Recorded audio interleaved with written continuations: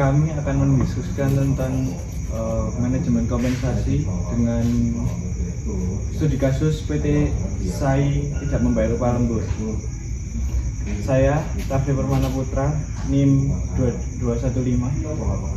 Saya Muhammad Alam Fahrul, NIM 239. Saya Bagus Setiawan dengan nomor NIM 248. PT SAI adalah perusahaan yang bergerak di bidang tekstil. Kasus yang terjadi adalah pada karyawan yang telah bekerja lebih dari jam kerja dibutuhkan.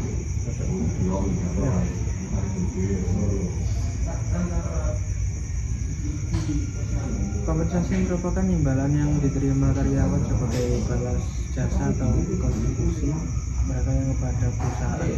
Salah satu aspek penting dalam kompensasi adalah upah lembur yang harus dibayar kepada karyawan yang bekerja melebihi kerja yang diterapkan.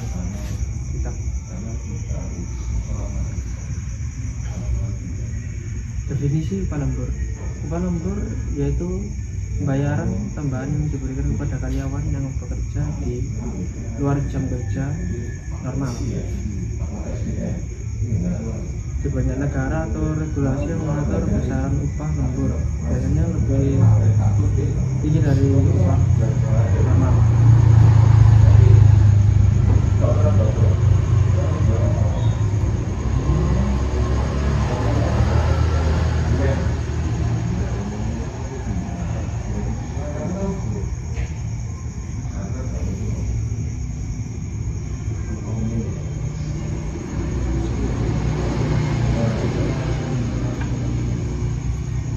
Video pekerja PT SAI Apparel Industrias yang berdebat dengan atasannya yang merupakan tenaga kerja tentang upah lembur viral di media sosial. Kementerian Ketenagakerjaan melalui pemeriksaan telah menemukan perusahaan tersebut melakukan pelanggaran. Pemeriksaan itu dilakukan oleh pengawas Ketenagakerjaan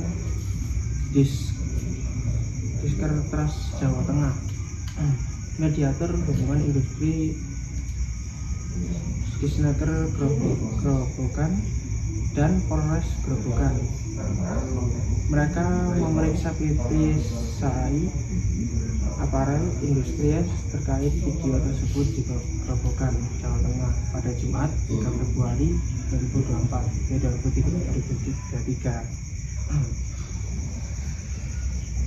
Berdasarkan hasil pemeriksaan turut ditemukan pelanggaran pembayaran upah lembur sejak September 2022. Pihak perusahaan sudah menyatakan akan membayar keuangan upah lembur tersebut terhitung 5 hingga 6 hari sejak hari pemeriksaan, tutur kata Hayani. Hayani meminta perusahaan agar mematuhi aturan perundang-undangan yang berlaku. Selain itu akan diterbitkan nota pemeriksaan oleh pengawas Ketenagakerjaan. Bagaimana pendapat kalian? Mungkin menurut saya transparansi penggajiannya itu kurang ya. Jadi kayak kita harus tahu MOU dari awal kita masuk kerja itu kayak kesepakatannya gaji berapa, kayak upah lemburnya itu berapa. Jadi kayak nggak mudah untuk dihitungnya. Jadi untuk sistemnya dan lebih mudah untuk kita sendiri untuk mengawasi, kayak kita tahu nanti gaji kita yang kita dapat berapa gitu. mungkin dari sisi keuangan perusahaan yang kurang baik, jadi kayak pendapatan itu tidak sebanding dengan beban yang diterima perusahaan, kayak beban tenaga kerja untuk digaji itu terlalu besar, jadi kayak kita nggak mampu untuk menambah apa itu gajinya tadi, jadi agak kesendat untuk membayar gaji lemburnya gitu.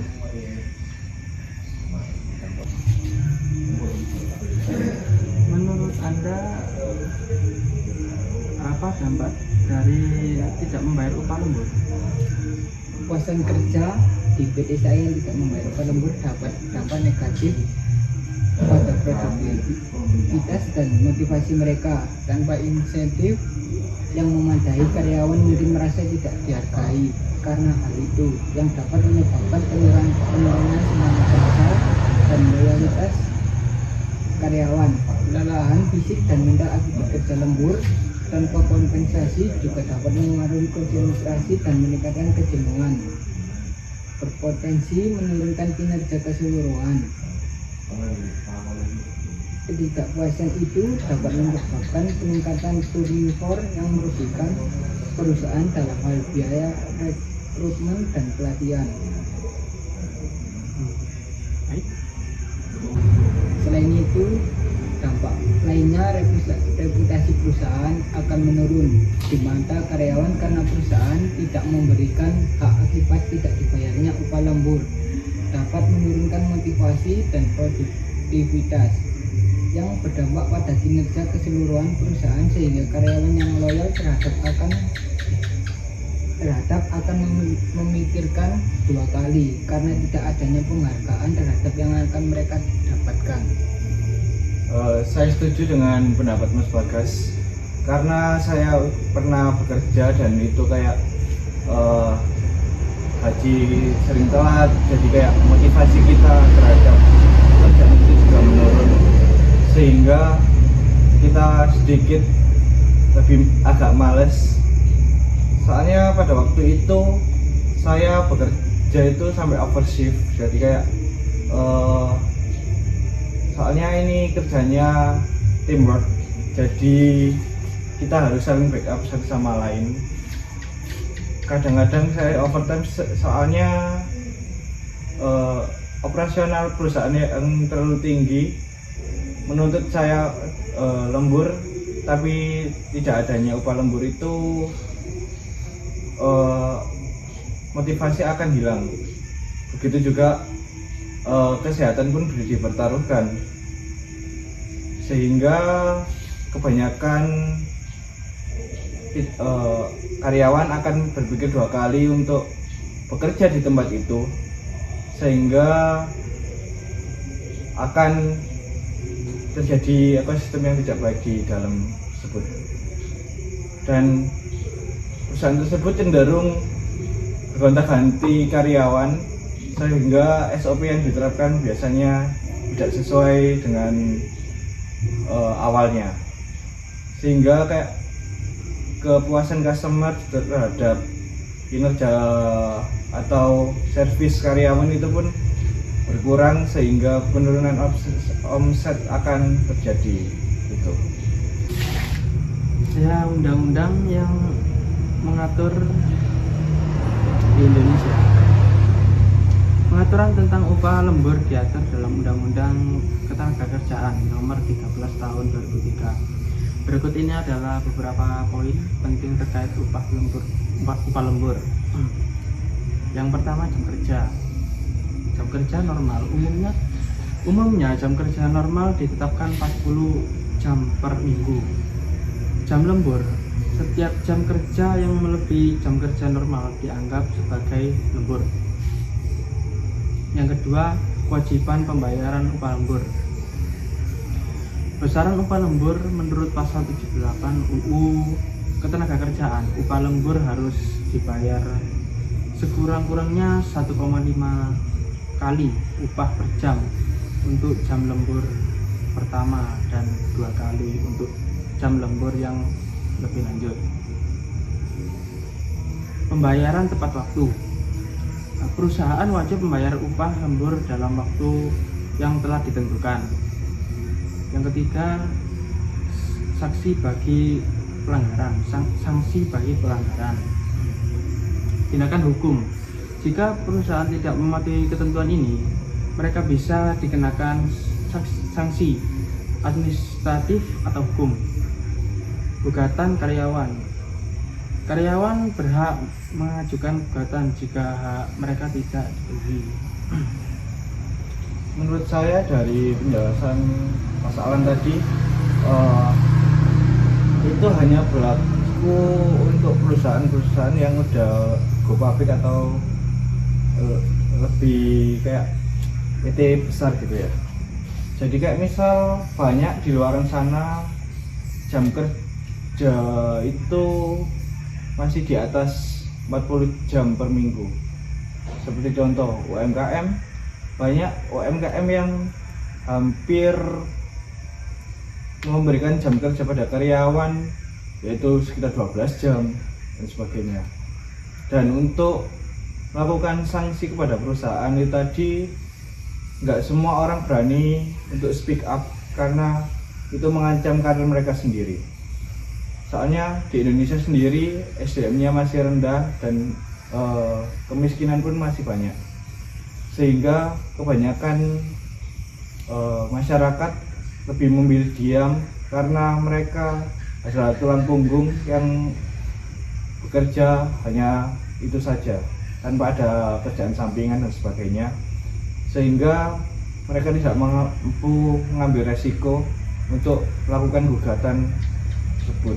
Beda dengan SDM luar negeri yang sudah tinggi dan undang-undang di sana setelah pemilik kebijakan di sana sangat ketat, jadi mereka akan berpikir dua kali untuk melanggar undang-undang karena di luar negeri itu sanksinya melanggar undang-undang itu sangat berat gitu. Solusi yang dapat diterapkan oleh PT SAI yaitu berbenah diri dengan audit di keuangan. Apabila beban karyawan terlalu besar, maka sebaiknya mungkin PHK karyawan untuk jalan terbaik untuk mengurangi beban perusahaan dan melakukan audit untuk menilai keputusan pembayaran upah lembur tadi agar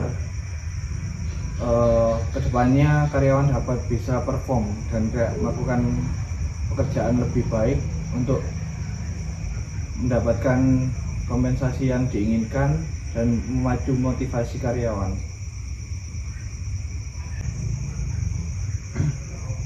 Oke. Kesimpulan yang bisa saya jabarkan, yakni penting bagi sebuah perusahaan untuk mematuhi regulasi mengenai upah lembur demi menjaga hubungan baik dengan karyawan dan menghindari masalah hukum. PT SAI harus segera mengambil langkah untuk menyelesaikan masalah tersebut dan memberikan kompensasi yang seharusnya kepada karyawan.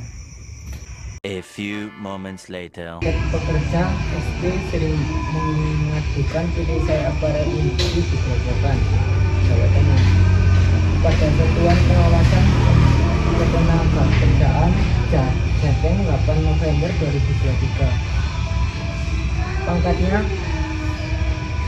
Pangkalnya pabrik garmen yang memproduksi pakaian berbagai merek bernama itu melakukan pelanggaran terhadap hak pekerja termasuk kekerasan seksual. Salah satunya pungutan liar berupa pemberlakuan tarif parkir tidak wajar kepada buruh. Para buruh diwajibkan membuat kartu parkir seharga Rp15.000 dan biaya parkir dengan tambahan Rp5.000. Padahal tersedia lahan parkir di area pabrik, kemudian para buruh yang bekerja lembur tak mendapatkan ekstra bayar sejak Juli 2023. Ini melanggar pasal 78 ayat 2 tentang Undang-Undang Ketenagakerjaan ketenaga kerjaan, lalu ketidaksesuaian status kerja dengan jenis produksi. PT SAI Apparel Industri merupakan perluasan dari PT SAI Apparel Industri Semarang. Status kerja buruh menggunakan perjanjian tengah waktu tertentu atau PKWT yang bertentangan dengan ketentuan hukum yang berlaku. PT SAI pun disebut berupaya merengus serikat buruh melalui pemutusan hubungan kerja atau PHK terhadap pengurus dan anggaran dan anggota dengan dari masa kontrak habis. Bahkan terjadi kekerasan dan pelecehan berbasis gender baik secara fisik maupun verbal. PT SAI Apparel bukan satu-satunya perusahaan yang kerap mengekang aturan ketenaga kerjaan. Perilaku beringas tenaga kerja juga dilakukan pabrik-pabrik tekstil, garmen dan alas sepatu lain di beberapa provinsi. Hal tersebut dalam survei kelayakan kerja 2022 riset ini menyebutkan 4.529 responden yang merupakan pekerja pada tahun pada 149 pabrik. Survei digelar Serikat Pekerja dan organisasi pendukung gerakan buruh di bawah program Terang meningkatkan pekerjaan dan keterwakilan pekerja di Indonesia. Mereka yang terlibat adalah Serikat Pekerja Nasional atau beberapa temuan tentang pelanggaran hak-hak pekerja dalam survei kelayakan kerja 2022. Salah satunya adalah sebanyak 44 pabrik tak memberikan mutu. Bisa disimpulkan bahwa culture masyarakat Indonesia masih cenderung tradisional yang memandang patriarki, yaitu memandang derajat laki-laki jauh lebih tinggi daripada perempuan. Karena itu kita ini udah emansipasi ya, jadi kayak laki-laki sama perempuan itu setara, tidak ada bedanya. Pekerjaan laki-laki pun sekarang udah bisa dilakukan oleh perempuan. Salah satunya presiden pun ada yang udah jadi dari perempuan. Untuk perusahaan-perusahaan yang memiliki masalah terhadap kekerasan seksual memang marak terjadi. Dan apalagi kita mahasiswa yang masih mungkin semester depan akan melakukan magang. Jadi kita harus lebih selektif untuk memilih perusahaan, bukan hanya perusahaan yang top itu belum tentu juga yang terbaik, karena biasanya ada modus-modus tertentu yang biasa dilakukan.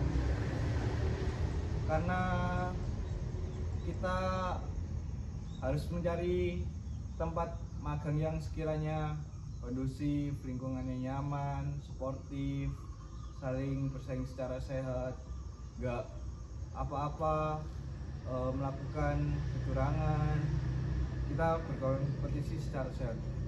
Pengamat ketenagakerjaan Universitas Gadjah Mada, Tajudin Nur Effendi menilai masifnya terjadi pelanggaran terhadap hak pekerja akibat ketimpangan relasi kekuasaan dan ketidaksetaraan gender akibat buruh, khususnya perempuan, khawatir kehilangan pekerjaan apabila melawan. Karena mengenai ketidaksetaraan gender, ada relasi kekuasaan, laki-laki lebih berkuasa daripada perempuan. Pekerjaan perempuan merasa terancam kehilangan pekerjaan karena bukan mencari nafkah utama.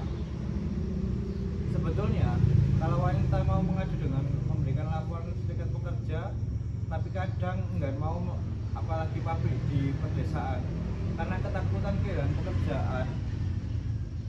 Ini mengakibatkan gaji buruh perempuan biasanya lebih rendah hingga 75% dibandingkan laki-laki.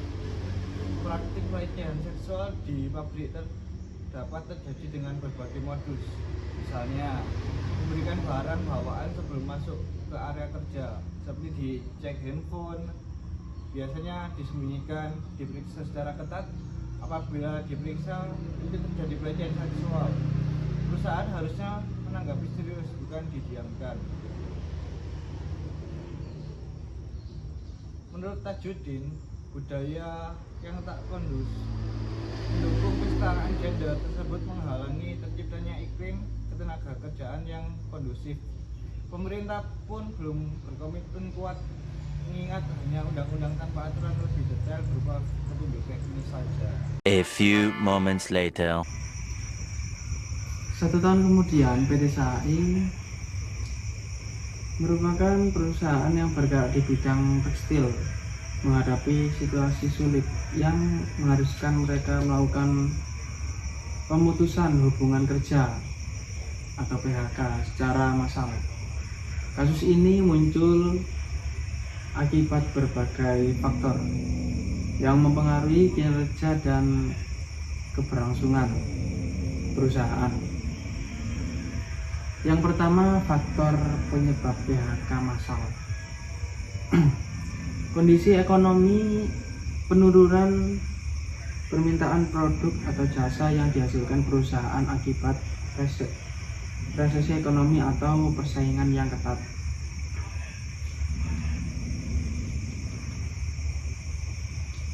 Restrukturisasi perusahaan, upaya untuk meningkatkan efisiensi operasional dengan mengurangi jumlah karyawan.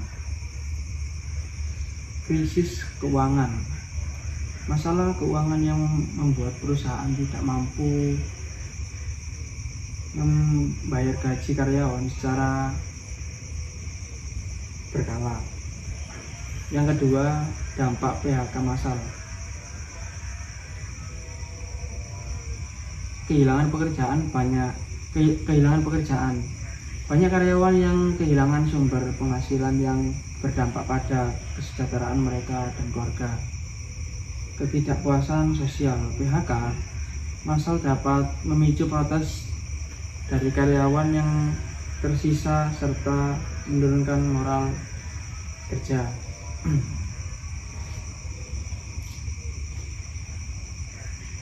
Dari penjelasan tersebut, dari studi kasus awal, mungkin perusahaan SAI melakukan gebrakan yaitu dengan mengefisiensi karyawan dengan menguranginya, sehingga mampu mengurangi beban perusahaan. Pada 2024, memang ekonomi Indonesia lagi menurun, resesi di mana-mana, sehingga daya jual atau daya beli masyarakatnya juga turun, sehingga perputaran uang di masyarakat berkurang. Akibatnya stopnya ekonomi yang mengakibatkan pergerakan ekonomi yang menurun terus, menjadikan Indonesia ini jadi kurang mampu untuk menjadi industri yang generasi emas, yaitu kayak kebanyakan masyarakatnya itu kayak memiliki judi yang tidak bermanfaat, kayak judi online. Soalnya judi online itu perputaran uangnya itu sekitar triliunan, jadi kayak flow-nya itu kayak gaji dimainkan ke slot, jadi tidak ada perputaran ekonominya, sehingga masyarakat cenderung tidak mampu atau kalangan menengah turun menjadi miskin, rentan menjadi miskin, sehingga pemerintah harus sampai memberikan regulasi larangan untuk judi online itu tadi.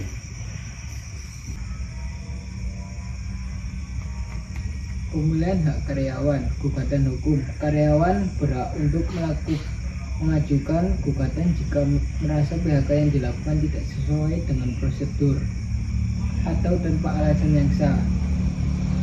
Perusahaan juga tidak memberi pesangon pada karyawan PHK karena melakukan pelanggaran berat. Perusahaan mengalami kerugian dan melakukan efisiensi. Perusahaan tutup karena kerugian yang terus-menerus selama 2 tahun. Perusahaan tutup karena keadaan memaksa atau perusahaan pilot. Namun jika perusahaan tidak membayar pesangon kepada karyawan yang di PHK, perusahaan dapat dikenakan sanksi pidana minimal 1 tahun dan maksimal 4 tahun. Perusahaan juga dapat dikenakan dengan denda minimal 1 juta dan maksimal 400 juta.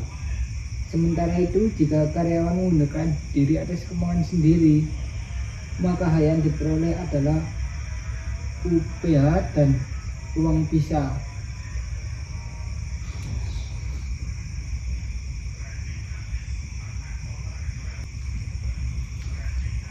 PHK massal di PT SAI merupakan langkah yang berat yang harus diambil dengan mempertimbangkan berbagai aspek hukum dan dampak sosial.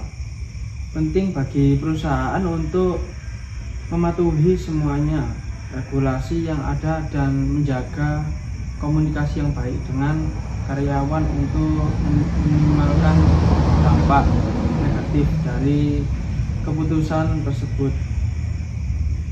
PT SAI juga perlu merencanakan program penempatan kembali atau pelatihan bagi karyawan yang terkena dampak agar mereka dapat beradaptasi dengan situasi baru.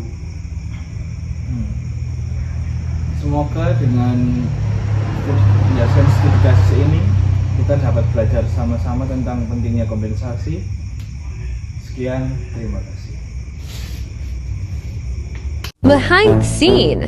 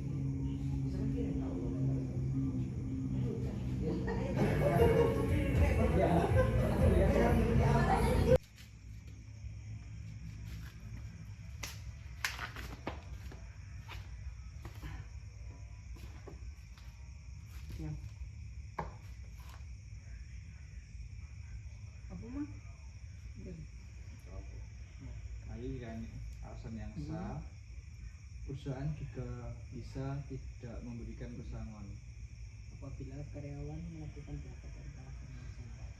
Bukan. Perusahaan dapat tidak memberikan pesangon apabila karyawan melakukan pelanggaran berat. Perusahaan mengalami kerugian dan melakukan efisiensi perusahaan tutup.